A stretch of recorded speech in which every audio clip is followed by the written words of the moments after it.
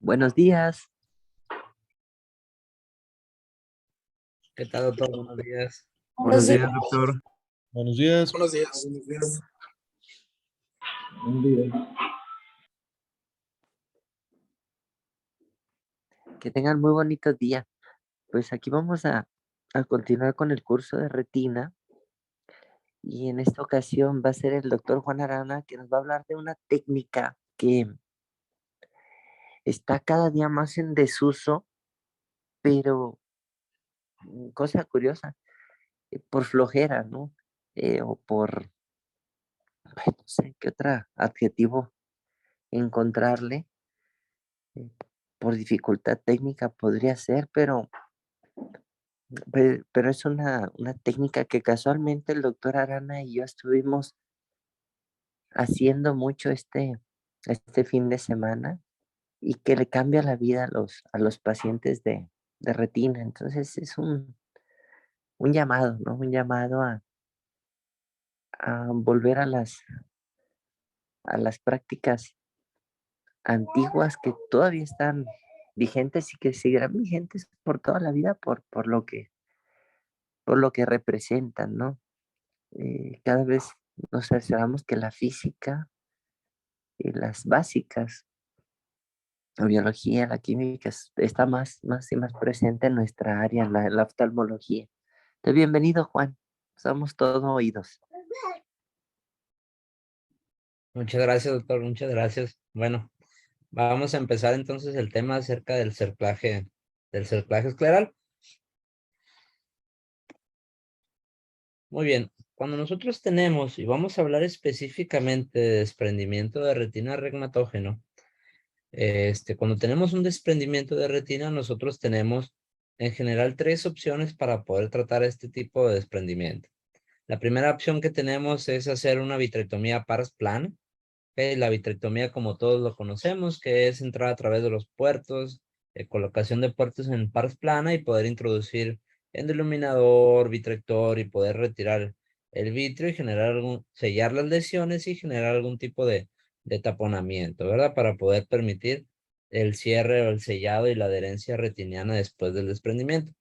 La otra opción que tenemos es el uso de una retinopexia neumática, la cual consiste en la colocación de gas dentro del ojo que nos va a nos va a producir tensión superficial sobre la retina, ¿verdad? Nos va a ejercer una fuerza neumática y también nos va a permitir el sellado de las lesiones. Entonces, y la tercera opción que tenemos es la opción que vamos a abordar ahorita, que es el cerclaje escleral o la retinopexia convencional.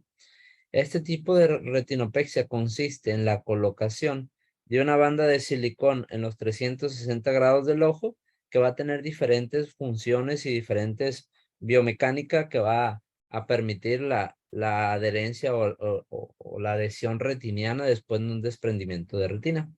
El tema de hoy nos vamos a enfocar casi exclusivamente en lo que es los principios o la biomecánica y ya el día de mañana vamos a revisar la técnica y las características.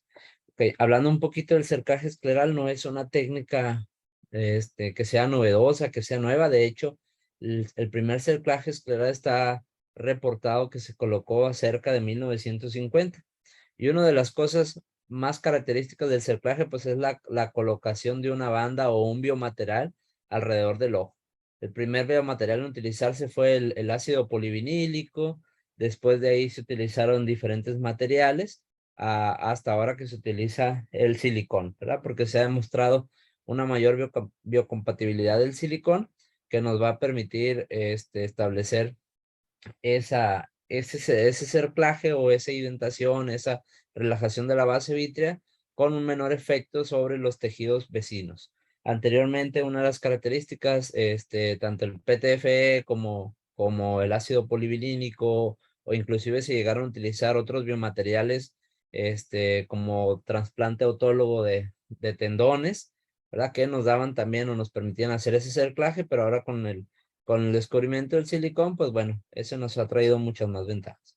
Entonces, cuando hablamos de cerclaje escleral o retinopexia, lo que hablamos es de la colocación de una banda, ¿verdad? De un biomaterial, en este caso de silicón, alrededor de los 360 grados del ojo, y ahorita vamos a ver distancia y todas las características de cómo se coloca esta banda.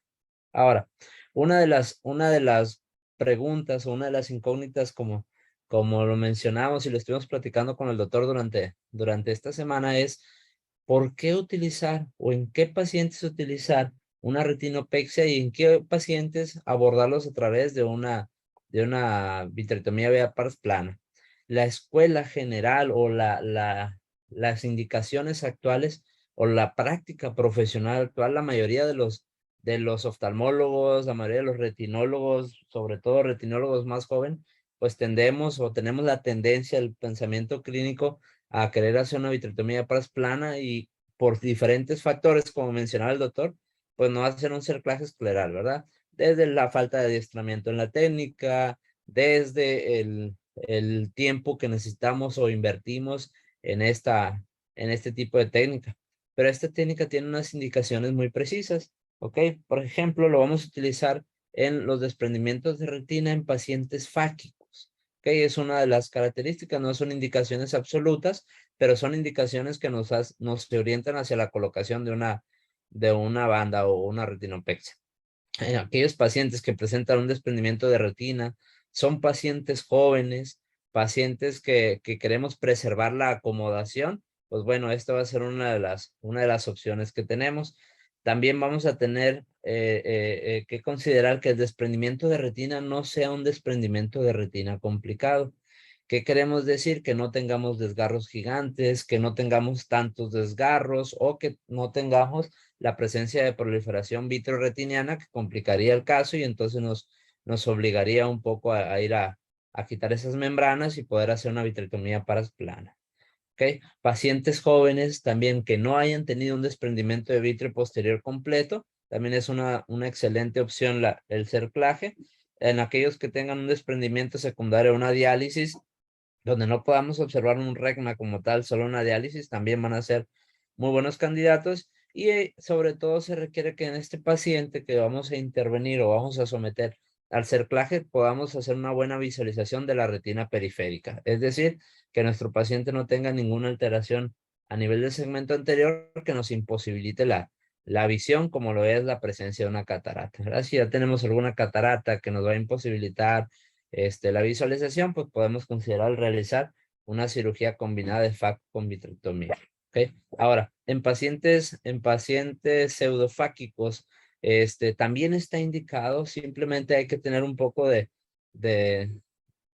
indicaciones para eso. Uno de ellos es, o una de las principales limitantes es que en pacientes pseudofáquicos, la mayoría de los estudios han demostrado que aumenta la incidencia de BRP en casos de redesprendimiento, ¿verdad? Entonces, si es un paciente pseudofáquico, pudiéramos ver si hacemos una cirugía combinada, una vitrectomía pars plana, pero también con colocación de un cerclaje, ¿no? Sobre todo en desprendimientos de retina que sean inferiores, podemos hacer esa combinación de la cirugía. Entonces, ¿por qué vamos a utilizar o por qué considerar o cuándo comparar una vitrectomía pars plana con un cerclaje escleral o qué nos dice la evidencia actual acerca de eso? Bueno, pues prácticamente la mayoría de los estudios ha llegado a la conclusión que en ciertos casos el cerclaje escleral nos va a mostrar mayores beneficios. En primero, la guía europea de la Sociedad de Retina nos dice que el cerclaje, o nos demuestra que el cerclaje va a proveer mejores resultados visuales en comparación con aquellos que sean sometidos a vitrectomía pars plana, que sean ojos fáquicos con DR no complicados. Entonces tenemos un desprendimiento de retina primario no complicado. El alcance visual o la mejoría visual va a ser mayor en los pacientes que son sometidos a cerclaje escleral. Esto tiene que ver por diferentes factores. Nosotros en el cerclaje escleral no vamos a entrar dentro del ojo, por lo tanto no vamos a utilizar ningún tipo de taponamiento como lo son el silicón o el gas que nos van a impedir la visualización. También el hecho de mantener el cristalino pues nos va a permitir también una mejor visión para el paciente y también conservar el proceso de acomodación. Otro estudio con 715 ojos encontraron que en aquellos pacientes con desprendimiento de retina que no fuera complicado, el éxito anatómico era mayor en los pacientes sometidos a cerclaje escleral que los pacientes sometidos a vitrectomía de pares plana. Esto fue el 99.4% de la efectividad del cerclaje contra el 96.3% de la vitrectomía vía pares plana. Entonces, si ustedes pueden ver, el porcentaje de éxito está demostrado que es superior o inclusive puedes asimilar la tasa de éxito de la vitrectomía pares plana en algunos casos, pues bueno, esta es una cirugía que tiene menos efectos sobre el paciente y que no vamos a tener por lo tanto, que entrar dentro del ojo y disminuyendo una tasa de complicaciones o riesgos para el paciente. ¿Ok?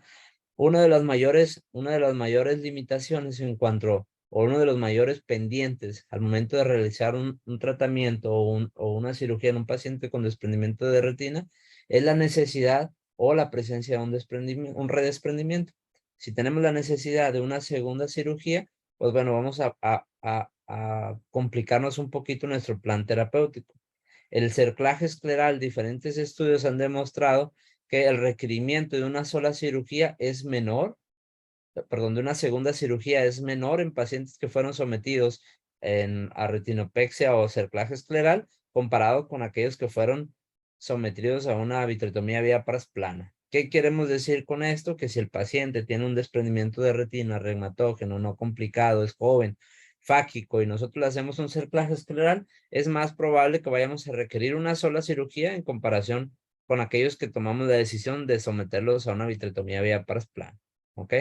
En algunos casos también específicamente, como lo mencionabas a mí, en algunos casos de DR complicados, ¿ok? Que tenemos ya algo de proliferación vitrorretiniana, son desgarros gigantes, etcétera, pues el procedimiento combinado, es decir, no solamente hacer una vitrectomía, sino también colocarle una banda, aumenta nuestra tasa de éxito en el tratamiento de este tipo de casos, ¿verdad? Comparado del 92% contra el 84% en una cirugía solo de vitrectomía vía pares plana.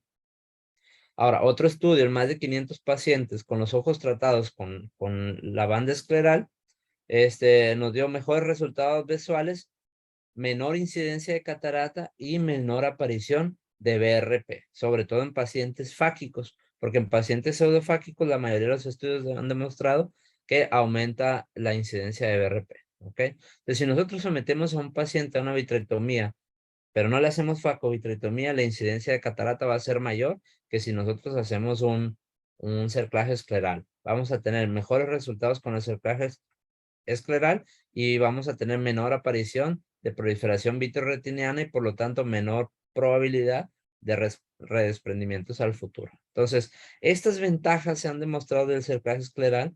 Fue una de las primeras técnicas utilizadas antes de la aparición de la vitrectomía vía pares plana y aún así la hemos dejado de utilizar. Okay, entonces, ¿en quiénes vamos a usar ese cerclaje escleral? Pues en aquellos pacientes que tienen un DR no complicado, ¿ok? Vamos a utilizar el cerclaje y nos va a permitir una adhesión corioretiniana de los agujeros hasta en un 98%. Es decir, la tasa de efectividad de este procedimiento en los casos de DR no complicados va a ser del 98%, ¿verdad? Conservando las ventajas que ya hicimos, menor riesgo para el paciente, conservar la acomodación y el menor tiempo de recuperación, etcétera, ¿ok? Entonces, en la dinámica del desprendimiento de retina reumatógeno se han descubierto diferentes mecanismos por el cual se produce este tipo de desprendimiento. Uno de los más descritos fueron en 1984, en el cual se descubrieron por parte de Robert, tres tipos de procedimientos o tres tipos de dinámicas dentro del ojito que nos va a producir el desprendimiento de retina reumatógena. Primero, tenemos una tracción dinámica del vítreo.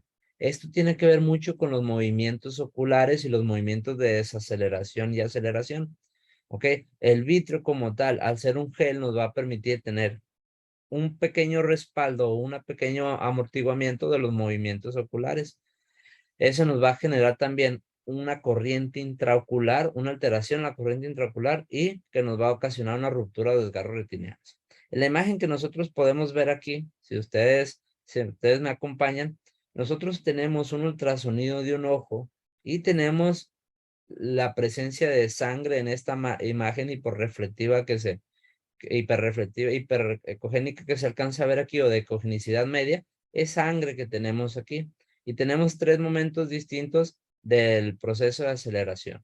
¿Ok? Entonces, ¿qué es lo que pasa? Cuando nosotros tenemos el gel vítreo, el movimiento del contenido intraocular es en bloque. Todo el movimiento se desplaza en una sola dirección. Todo el movimiento intraocular, todo el gel vítreo tiene un grado de aceleración y el mismo grado de desaceleración que es compartido con los tejidos perioculares. Aunque el gel vítreo en consistencia no es tan sólido como la esclera, la coroides o la córnea, el comportamiento dinámico es muy similar, por lo cual no hay tantas fuerzas traccionales. Entonces, al tener el comportamiento dinámico similar de la esclera y el gel vítreo, una aceleración y desaceleración no produce generalmente una tracción a nivel de la retina.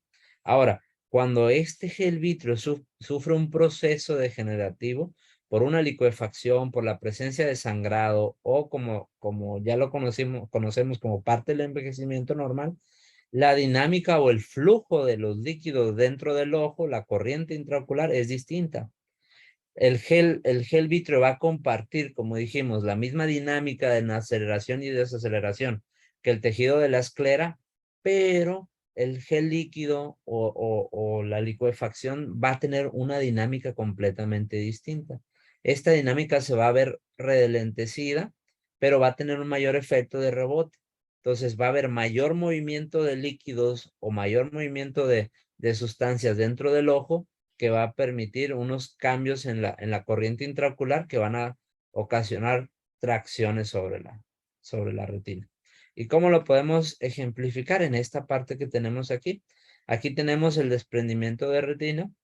Un desprendimiento de retina, como lo podemos ver, tenemos la presencia de un líquido subretiniano, el cual pasó a través de unos regmas, ¿ok? Y tenemos al gel vítreo en la parte interna del ojo, fuera del desprendimiento de retina, ¿ok? Entonces, para que se produzca el desprendimiento de retina regmatógeno debe haber diferentes mecanismos. Primero, la tracción vítrea, el desprendimiento de vítreo posterior parcial, ¿ok? Movimiento de los fluidos o la dinámica de los fluidos, y que tengamos alteradas las bombas del EPR que nos van a impedir que el EPR drene completamente ese líquido subretiniano.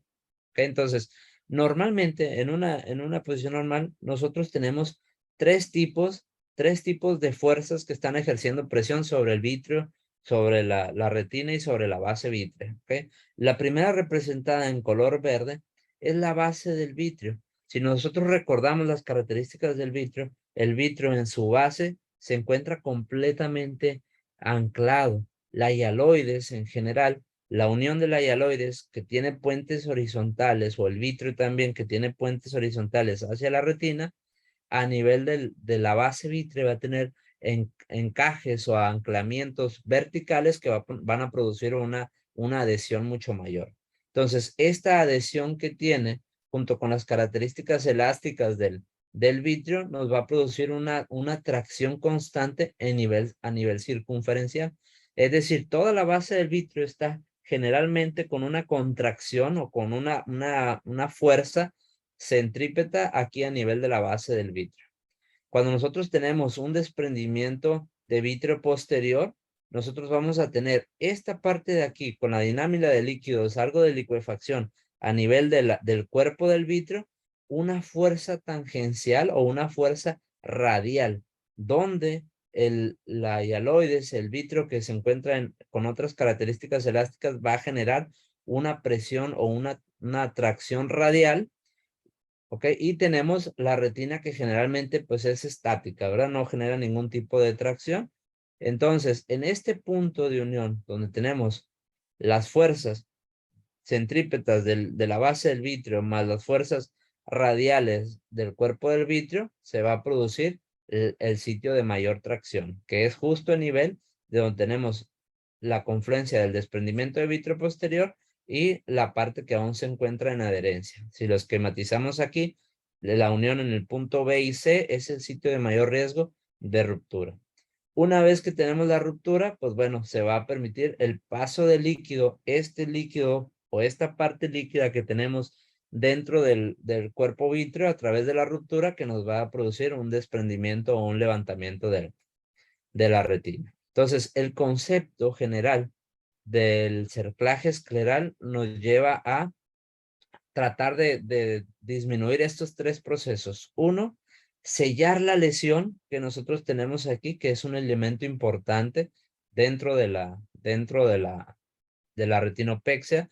Entonces, existen diferentes formas de producir el sellado. Una de ellas es a través del uso de sustancias que nos permitan sellar el paso del líquido, como es el uso de gas, ¿okay? Como lo es el taponamiento que hacemos al introducir una burbuja de gas.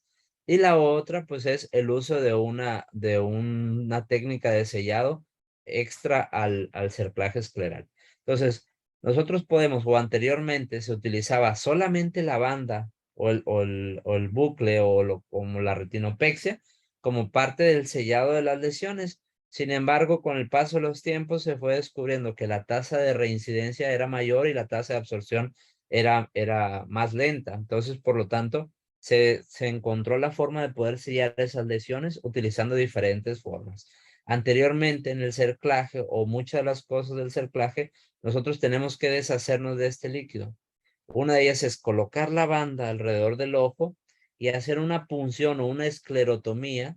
Se realiza una esclerotomía con una hoja de bisturí y la coroide se traspasa con una aguja de insulina, evitando perforar o hacer una nueva perforación a nivel de la retina.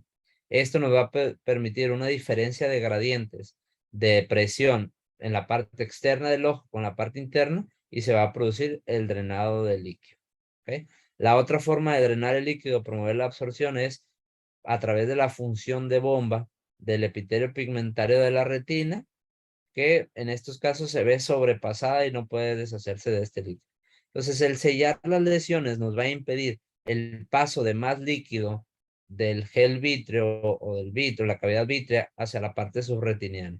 Entonces, con el paso del tiempo se descubrió que a través del establecimiento o la fotocoagulación podemos sellar las lesiones o el uso de crioterapia. Entonces, actualmente lo que más utilizamos es la crioterapia, el cual consiste en colocar una sonda externa justo por encima de las lesiones, haciendo una indentación y permitiendo la unión de la retina con el regma y después aplicando crioterapia. Esto nos va a permitir el sellado de las lesiones y posteriormente podemos fomentar la absorción del líquido. ¿Okay?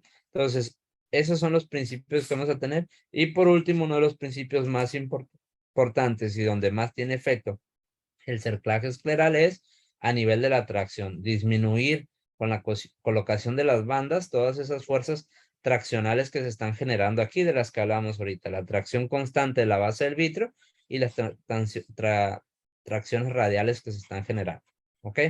Entonces, normalmente en una retina, si nosotros podemos ver aquí, tenemos las tres fuerzas que estábamos hablando ahorita.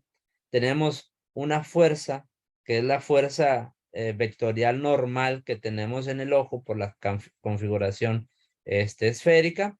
Tenemos una fuerza radial, que la fuerza radial se da por el movimiento, como decíamos, del gel vítreo que está licuefacto, y tenemos una fuerza tangencial constante que es la generada por la base vítrea y la contracción constante de la base vítrea. Entonces, el equilibrio entre estas tres fuerzas nos permite la adhesión retiniana. Un desequilibrio entre estas tres fuerzas pues nos va a producir lo que es el desprendimiento de retina regmatógena. ¿Ok? Entonces, nosotros podemos tener un aumento de la fuerza tangencial, es decir, una mayor contracción de la base vítrea, que nos va a generar una tracción y por lo tanto un agujero o un regma. Podemos tener un aumento de la fuerza radial, como lo es la licuefacción vítrea, que nos va a producir un aumento en esta fuerza, mayor tracción y la presencia de un desgarro, o podemos tener un aumento de la fuerza por configuración del ojito, que puede ser en el caso de desprendimientos de yaloideos que produzcan una atracción en los sitios de anclaje, ¿no? Ya sabemos a nivel del nervio óptico, a nivel de la base vítrea o a nivel de las arcadas vasculares o a nivel de la mácula. ¿Ok? Entonces, esta confluencia de tres fuerzas nos va a dar origen a el desprendimiento de retina. En 1949 se describió de forma detallada lo que es las fuerzas traccionales que se encuentran dentro del ojo, pero a principios de 1986 o hasta 1986 se descubrieron lo que son los principios como tal del cerclaje. ¿Ok? Entonces, al momento de colocar un cerclaje, al momento de colocar una banda alrededor del ojito, nosotros vamos a tener una disminución de la tracción de la base vítrea. Eso va a ser porque vamos a disminuir estas fuerzas tangenciales. Como decíamos, constantemente tenemos una tracción de la base del vítreo y al poner la banda vamos a tener una relajación de esas fuerzas tangenciales. Otra, vamos a influir en la dinámica de los líquidos dentro del ojo. Y por último, pues nos va a servir como un elemento externo de identación. Es decir, va a acercar la retina al EPR, lo cual nos va a permitir un mejoramiento en la absorción de líquido a través de la función de bomba del EPR. Ahora, aquí me quiero centrar un poquito en lo que es la dinámica de los fluidos. Ahorita vamos a ver los demás, pero vamos a hablar un poquito de la dinámica de fluidos. Clemens fue uno de los primeros en 1986 en describir una dinámica de los fluidos que más adelante es conocida como el principio de Bernoulli por el autor que lo estableció como tal. ¿Qué hizo Clemens? En una pecera que tenía una configuración muy similar al ojo, puso una membrana, ¿ok? Una membrana semiporosa, ¿verdad? Que no tenía ningún agujero y dividió la pecera en dos compartimientos. De un lado, un líquido que tenía colorante y de otro lado un líquido que no tenía colorante. Al momento de hacer un agujero o una perforación en la membrana, él vio que en una circunferencia esférica el líquido tendía a pasar del área de mayor presión al área de menor presión. Es decir, de la parte que tenía la coloración, se veía en cada contracción, en cada movimiento, un paso a través de esa membrana hacia la parte que no tenía la coloración, ejemplificando con esto el paso del área del vítreo hacia el área subretiniana. Para poder lograr llevar a cabo este experimento, él puso dos rodillos que simulaban la aceleración y desaceleración del ojo. Lo inclinaban hacia adelante y lo inclinaban hacia atrás, y eso asimilaba el movimiento natural de la cabeza, de la aceleración y la desaceleración, mostrando que había un paso de líquidos en una circunferencia. Sin embargo, cuando ellos colocaban un cilindro, este paso de líquido se invertía. El líquido con cada movimiento, tendría a salir del espacio que ellos clasificaron como subretiniano o el parte que no tenía la tinta hacia la parte que tenía la tinta, que es prácticamente lo que tenemos esquematizado aquí. Ellos determinaron que normal, en un proceso normal, la fuerza de tracción generada por los líquidos era de forma radial hacia el centro. Por lo tanto, teníamos la dinámica de los líquidos pasando de la parte de la cavidad vítrea hacia la parte subretiniana en el caso de una pérdida de esta estabilidad. Entonces, simplemente con el hecho de colocar ese cilindro y perder la fuerza tangencial que tiene como tal, se invertían completamente las fuerzas o la dinámica de los fluidos. Y entonces, al invertirse las fuerzas, como había mayor presión aquí, en esta parte de aquí, el líquido tendría a salir de la parte de mayor presión al área de menor presión.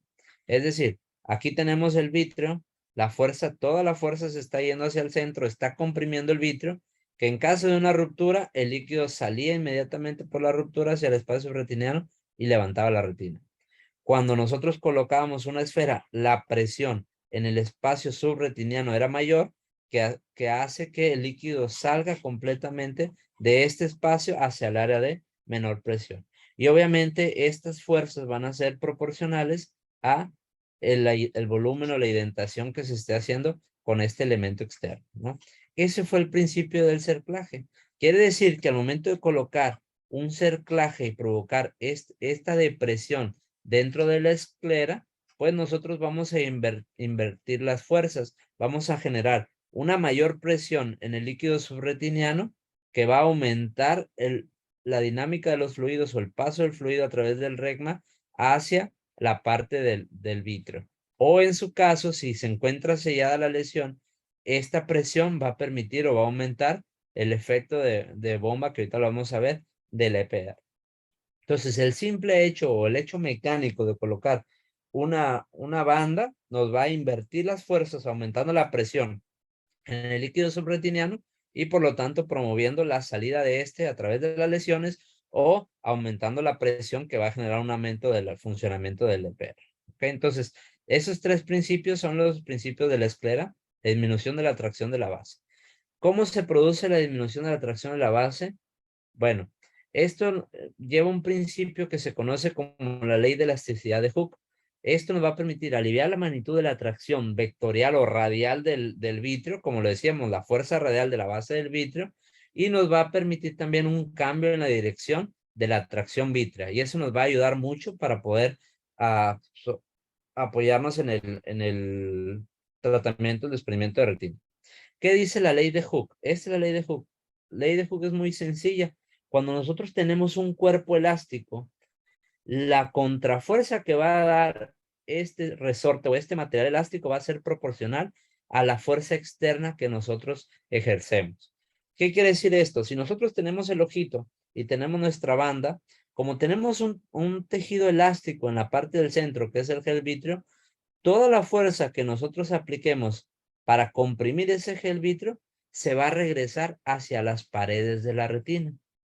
Entonces, al regresarse hacia las paredes de la retina, vamos a tener dos ventajas, ¿ok?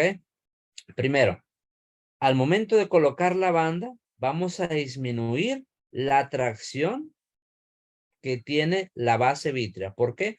Por el acortamiento que vamos a tener de esa circunferencia. Entonces, apretamos la banda, disminuimos la circunferencia y eso nos va a quitar la tracción vectorial del radial o tangencial de la base del vítreo.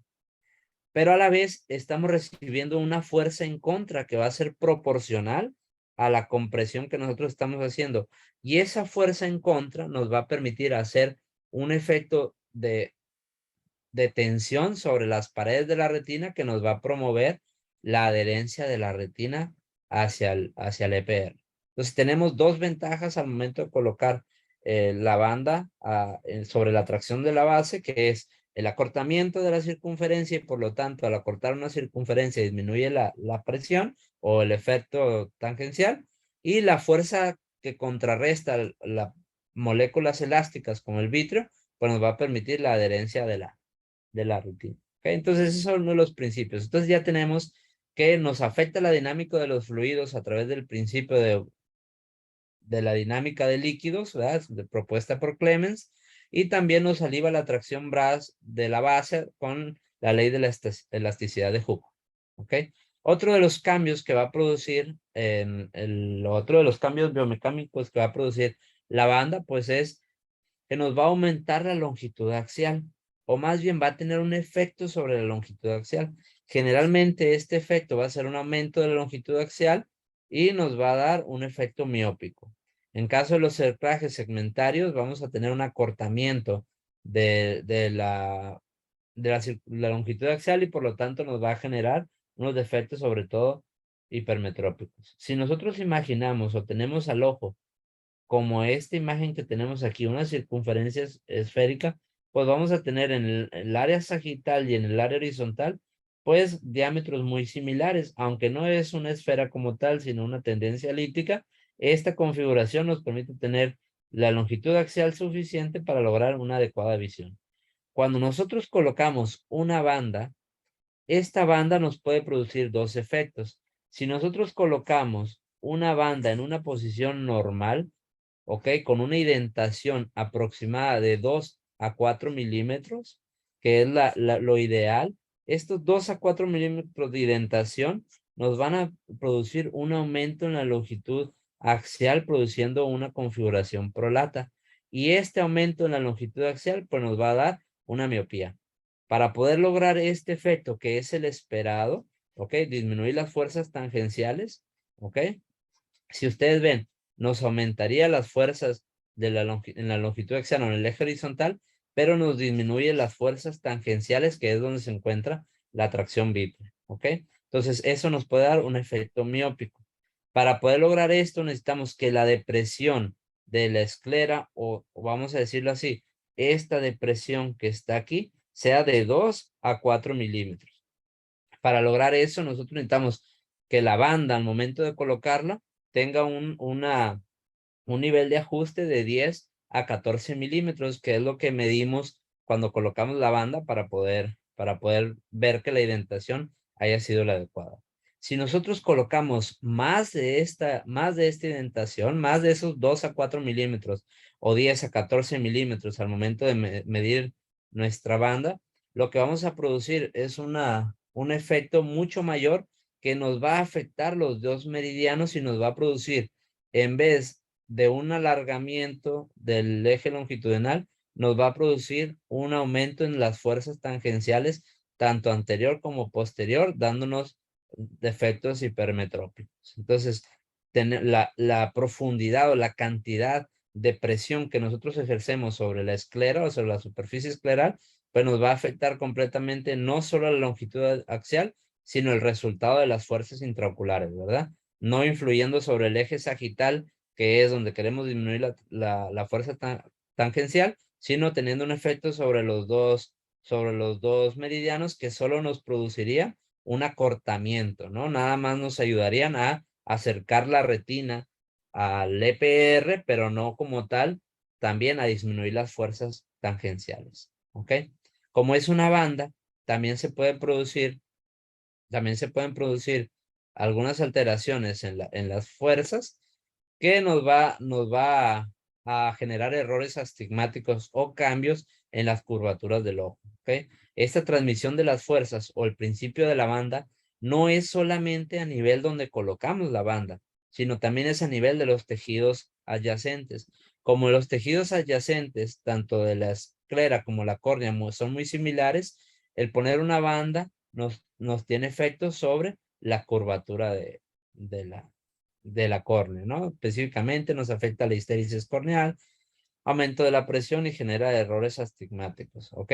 Entonces, los defectos astigmáticos van a ser directamente proporcionales a la amplitud que nosotros coloquemos de la banda. Se recomienda que la banda tenga una amplitud entre 2 a 2.5 milímetros, vamos a decirlo así, de ancho de la banda, para poder lograr la menor cantidad de efectos astigmáticos. Cuando ya tenemos, o cambios en general en la curvatura del ojo, cuando ya tenemos bandas mayores, pues vamos a tener cambios mucho más marcados. Normalmente la banda que utilizamos o la banda habitual es de 2.5 milímetros, pero también existen bandas de 2.6, 2.8 y hasta 3 o 4 milímetros, dependiendo el procedimiento o el efecto que nosotros queramos lograr, ¿no? Y la ubicación de los regmas, si son más posteriores, podemos ocupar bandas un poquito más grandes. Entonces, ¿cuándo lo vamos a observar estos errores astigmáticos? Pues cuando los cerclajes sean segmentarios sobre todo, ¿verdad? Cuando no coloquemos 360 grados, sino que estemos colocando solamente en algunas áreas o acompañando algún tipo de implante. Entonces, los 360 grados rara vez van a producir astigmatismo y sobre todo si nos encontramos en las medidas estándares, ¿verdad? De la medida estándar y con el efecto, como decíamos, la depresión exacta que queremos lograr. Entonces, en general, esos son los efectos que tenemos sobre los tres factores. Decimos, los tres factores era la tracción vítrea, que la vamos a disminuir. Tenemos el efecto en la función del EPR, que es otro de los importantes. Realmente nosotros podemos creer que una banda o un cerclaje externo no nos puede influir en la función de bomba del EPR, pero los cambios dinámicos en las presiones que se producen también nos afectan la función del EPR y también nos promueven lo que es el cambio de absorción de los líquidos, ¿ok? Entonces, cuando nosotros colocamos el cerclaje escleral, pues en primer lugar vamos a promover el acercamiento del EPR a la retina. Al promover el acercamiento del EPR a la retina, pues ya sabemos, vamos a tener un mayor efecto de bomba del EPR a través de la bomba de sodio-potasio y la bomba de la anhidrasa carbónica. Nos van a ayudar a la absorción de líquidos subretiniano. Nos va a permitir favorecer la diferencia de presiones osmótricas entre la retina, el EPR y la coroides. Si recordamos, existen en general 4 fuerzas, las conocidas fuerzas de Starling, que van a determinar el movimiento de las soluciones y los solutos. Entonces, al tener la retina más cerca del EPR, la mayor concentración de solutos del EPR y de la coroides van a permitir el paso del líquido desde el espacio subretiniano hacia el EPR y del EPR hacia la coroides. Okay, esos son los principios que tenemos en esa parte. Ok, ahora, también al aumentar la presión como tal, al momento de presionar el ojo, va a promover la adherencia retiniana y el movimiento del líquido subretiniano. Si ustedes recuerdan, uno de los principios de los movimientos de los líquidos es que el líquido se va a mover de los sitios de mayor presión a donde hay menor presión, ¿verdad? Por la fuerza hidrostática determinada por Starling. Entonces, al momento de tener mayor presión dentro del ojo colocando nuestro cerclaje, pues vamos a tener ese efecto hidrostático, ¿ok? Ahora, sobre el EPR, sobre las bombas del EPR, existe un principio que fue descubierto también, que el EPR va a tener una función como bomba cuando la fuerza de tracción o la presión sea mayor, ¿ok? Si ustedes recuerdan, cuando nosotros colocamos la banda, generamos esos cambios en las presiones al colocar el cilindro, como decíamos, debajo de la esclera, y entonces eso nos va a generar este tipo de efecto, ¿no? Al tener mayor presión dentro del ojo, nos va a aumentar el funcionamiento de bomba del EPR.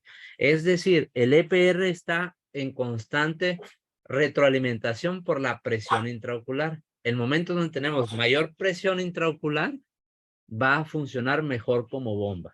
En el momento en que tenemos menor presión intraocular, su función como bomba se va a ver disminuida.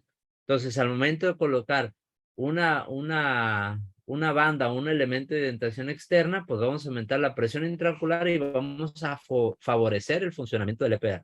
Entonces, en general, vamos a tener los 3 efectos va a tener los 3 efectos dinámicos sobre el ojo para poder promover la adherencia de la retina, ¿no? Vamos a disminuir la tracción, vamos a alterar la dinámica de los fluidos y a la vez vamos a activar también la función de bomba del EPO, ¿ok? Entonces, eso es en general las características biodinámicas del ojo. Entonces, en esta última presentación, ¿ok? Nosotros vamos a ver también un efecto que vamos a tener sobre la colocación del aire sobre el taponamiento o el efecto de oclusión de la retina. Aquí tenemos una burbuja, tenemos el ojo, tenemos la fuerza del ojito, ¿ok? Y el volumen de aire que nosotros inyectamos al momento de hacer nuestro cerclaje o colocar nuestra banda. Dependiendo del porcentaje o la altura de la burbuja de gas que nosotros tengamos, va a ser los arcos de efecto que vamos a tener. Si nosotros colocamos, por ejemplo, una burbuja al 25%, como lo tenemos en la imagen, esto nos va a generar un arco de contacto de alrededor de 120 grados. Entonces, una burbuja al 25% nos va a permitir 120 grados para poder producir la presión y para poder obliterar o poder sellar los agujeros o los regmas que tengamos. Y así sucesivamente, conforme nuestro porcentaje aumenta, pues va a aumentar nuestros arcos del movimiento en los cuales se tiene efecto. ¿Okay? Entonces, esto es como una medida para lo que vamos a revisar el día de mañana, que el día de mañana vamos a ver específicamente la técnica, cómo vamos a colocar la banda, qué tipo de materiales tenemos para la banda y también pues ver algunos videos y algunas imágenes del procedimiento como tal. Entonces, en general, esos son los principios biomecánicos del cerclaje escleral. No sé si alguien tenga alguna pregunta, algún comentario.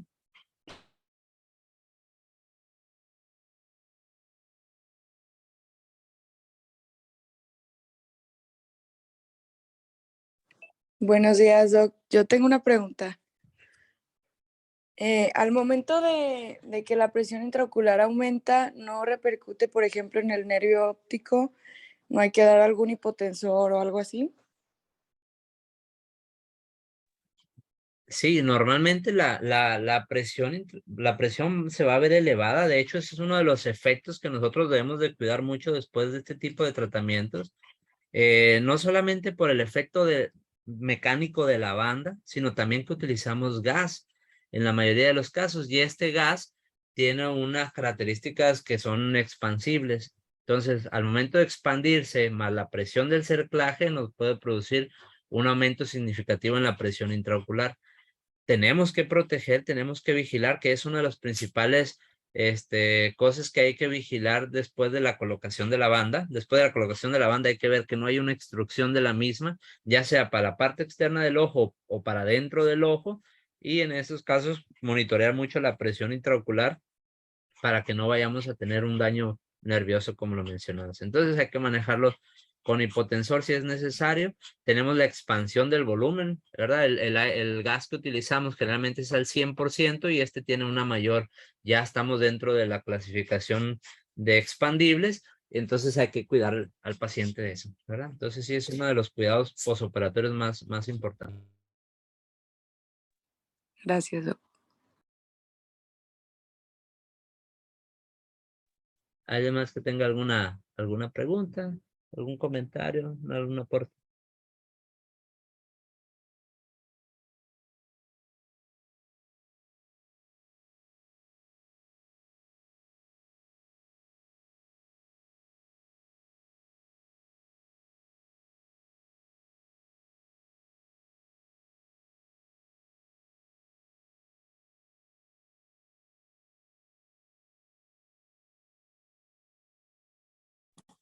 A ver, yo, en caso de alguna reintervención, ¿al cuánto tiempo se puede realizar?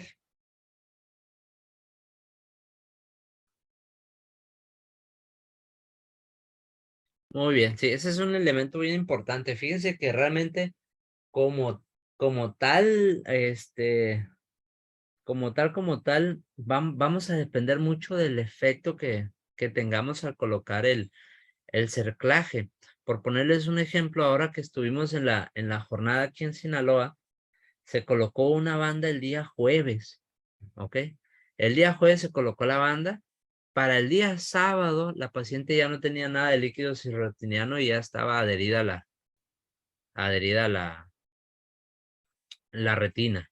Entonces, generalmente en los casos así, pues nosotros tenemos que esperar de un periodo de 3 a 6 semanas para ver la aplicación de la retina, aunque generalmente es más rápida que con una vitrectomía, aunque es más rápido con una vitrectomía plana, porque lo vemos, ¿verdad? Y eso es eso es una de las cosas que platicamos con el doctor.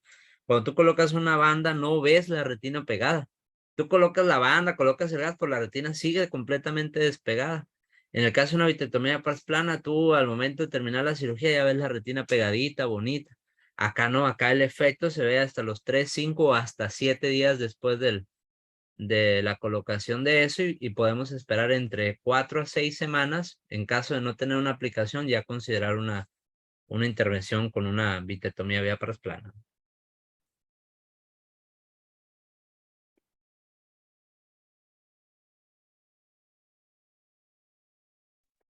¿Alguna otra duda o aporte? Compañeros fellows, alguno que tenga algún aporte o alguna pregunta.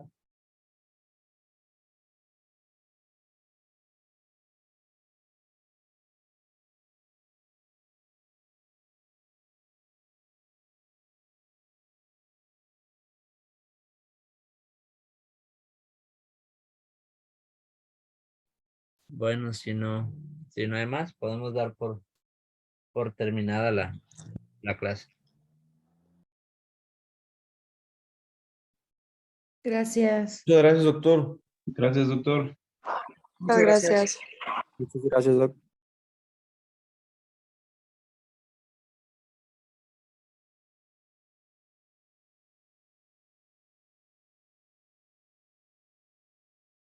Las voy a poner les voy a poner en altavoz al doctor porque quiere dar una aportación y ya no puedo conectarse. Díganos, doctor, lo escuchamos. Digo, primero que nada, agradecer la información acerca del cerclaje. El cerclaje puede verse como una herramienta y también como la definición de una técnica para pegar la retina. Para fines prácticos, si es como técnica, siempre se le ha visto que hay 3 técnicas para pegar la retina. La retinopexia neumática, que es poner crío o láser y una burbuja de gas.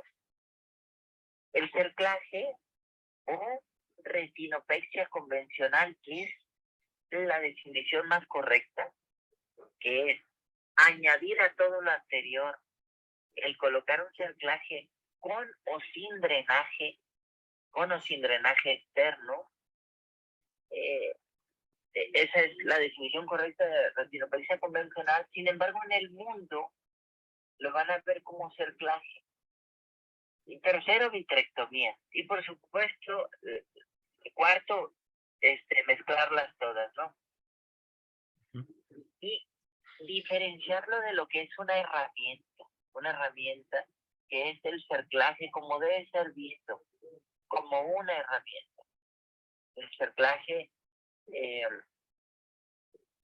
en su más pura definición, pues es colocar una banda de silicón sólido alrededor, por debajo de los músculos extraoculares, que nos facilita el que se pueda aplicar la retina en casos donde se trata de DRs inferiores, pacientes fáquicos jóvenes, donde son 2 o más regmas, y bueno, y sobre todo desprendimientos de retina complicados cuando va acompañado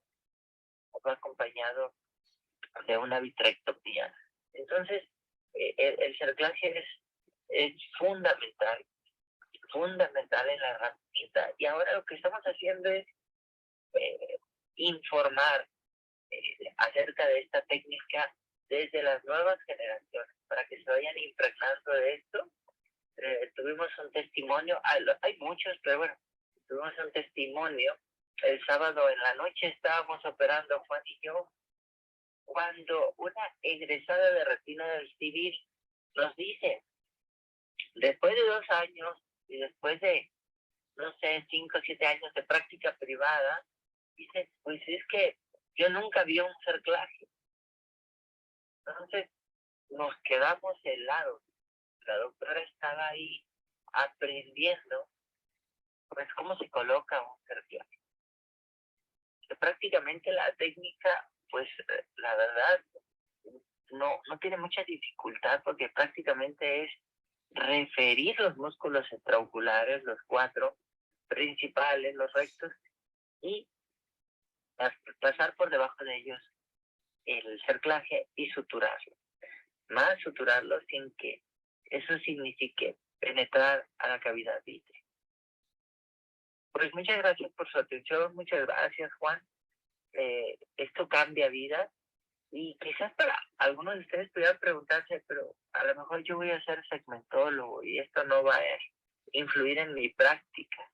Créanme que sí va a influir en su práctica, porque estamos realizando mucha cirugía de catarata y facorrefractiva, y aún en lentes trifocales, sobre todo en miopes, esos, por no decir los que se compliquen, se les va a desprender la retina, y el que puedan contar con un equipo de retina que aplique el cerclaje les va a cambiar el pronóstico a sus pacientes. Les mando un abrazo a todos, que tengan bonito día. Felicidades a los que fueron a Huejutla. Qué productividad tan grande, fueron 70 cirugías en prácticamente 2 días quirúrgicos, y increíble. Creo que los que menos operaron como 9 o 10 terisiones, que es una cifra, pues, altísima, tomando en cuenta que en mi residencia yo creo que de terisiones habré hecho, pues no sé si 2 o 3 en toda mi residencia. pues ya me rebasaron con mucho. Les mando muchos abrazos y bendiciones. Igualmente, doctor, que tenga buen día. Buen día.